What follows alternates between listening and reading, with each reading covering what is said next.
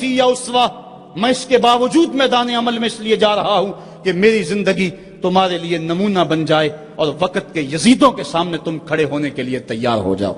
آج روح حسین پکار پکار کے کہہ رہی ہے کہ میرے ماننے والوں، وقت کے یزید دندناتے پھر رہے ہیں اور تم صرف آنسو بہا کے میری روح کو خراج پیش کرنا چاہتے ہو۔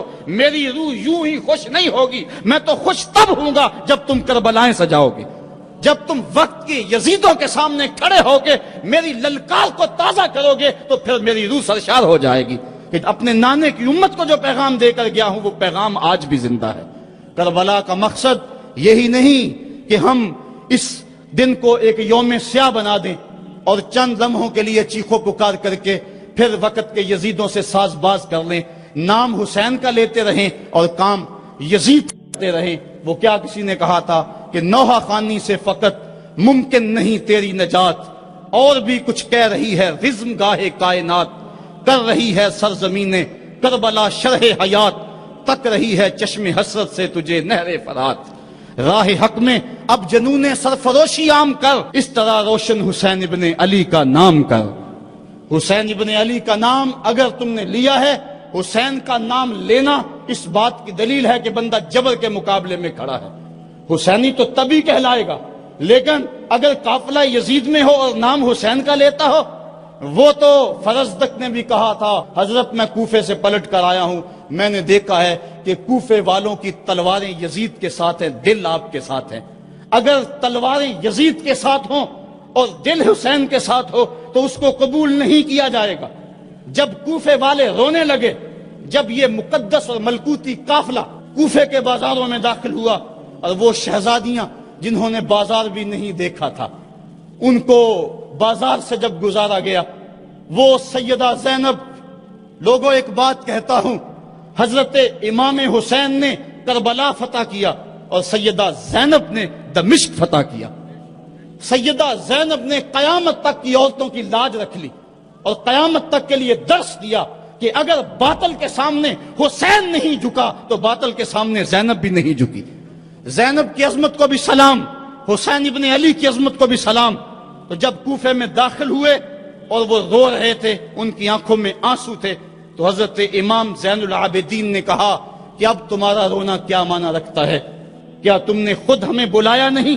تو یزید کے ساتھ اگر تلوار ہے تو پھر نام حسین لینا فائدہ مند نہیں ہوگا۔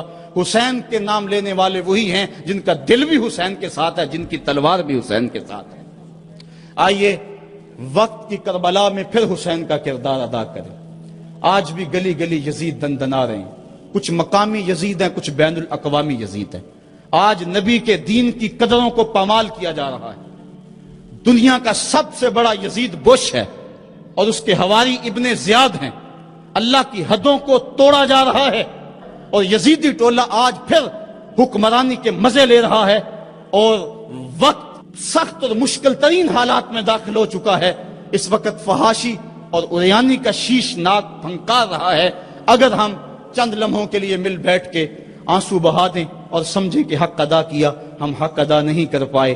آئیے یہاں سے حسین ابن علی کا پیغام لے کے گھر گھر پہنچے اور ان کے نام کا ڈنکا بجا دے، وقت کے یزیدوں پہ راشا طاری ہو جائے۔ ہمارا کردار، ہمارا عمل، ہماری للکار حسین ابن علی کی جانشینی میں ہو اور پھر ہمارا اٹھنے والا قدم آگے بڑھتا رہے۔ ادارت المصطفیٰ کا یہی پیغام ہے، کربلا کا وہ پیغام اور کربلا کا وہ فرض ہمیں پکار رہا ہے کہ ہم میدان عمل میں آئیں، مصطفیٰ کریم کے دین کو لے کر گلی گلی نکلیں۔ آج جس طرح ظلم گلی گلی موجود ہے، وہ کیا کسی نے کہا تھا کہ ظلم بچے جن رہا ہے کوچہ و بازار میں، عدل کو بھی صاحب اولاد ہونا چاہیے۔ آج ہم نے بھی میدان عمل میں بڑھنا ہے۔ ادارت المصطفیٰ کے پلیٹ فارم سے درس قرآن کی جو تحریک اٹھی ہے وہ حق کی آواز ہے اور پاکستان کے طول و عرض کے اندر یہ نعرہ مستانہ بلند ہو رہا ہے کہ ہم قرآن کا پیغام لے کر گلی کوچوں میں جائیں گے۔ آج کا پیغام آپ کو دینا چاہتا ہوں، ہم راہی جہد و عزیمت کے منزل پہ جا کے دم لیں گے۔ ہم راہی جہد و عزیمت کے منزل پہ جا کے دم لیں گے، میدان عمل میں نکلے ہیں باطل کو مٹا کے دم لیں گے۔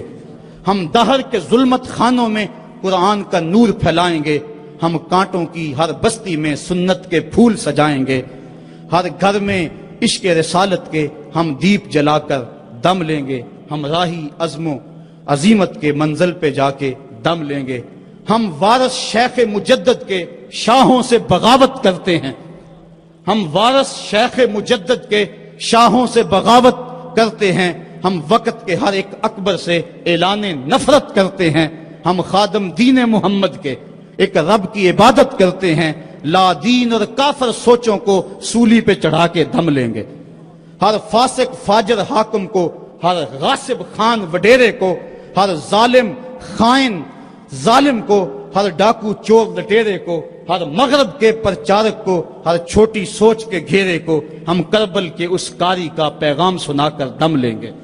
آفاق کے ہر گوشے میں قرآن سنا کر دم لینا، اب رکنا نہیں، اب تھمنا نہیں، فردوس میں جا کے دم لینا۔